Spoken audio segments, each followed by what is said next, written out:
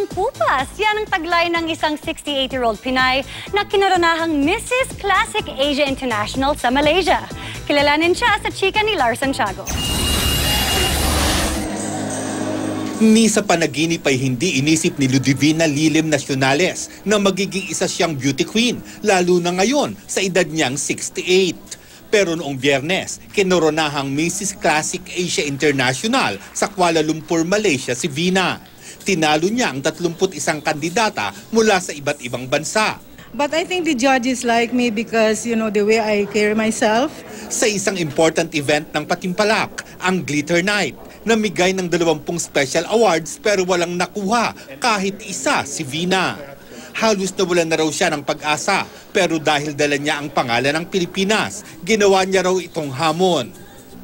Pagdating ng Grand Coronation Night, 4 na titles ang nakuha niya, kabilang na ang pinakamataas, ang Mrs. Classic Asia International.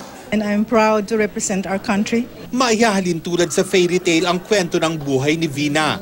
Isang single mother si Vina na sinubukan ng kapalaran sa Amerika. Muntik nang sumuko dahil walang trabaho at tanging pagtitinda lang ng lutong ulam sa mga Pinoy roon ang pinagkakakitaan. Pero dahil sa pagsisikap, nakaipon ng puhunan at nakapagtayo ng board and care home para sa matatanda na kabilang daw sa mga inspirasyon niya sa kanyang pagsali sa Mrs. Classic Asia International. The elderly, that's what I will continue. Lars Santiago, updated sa Showbiz Happenings.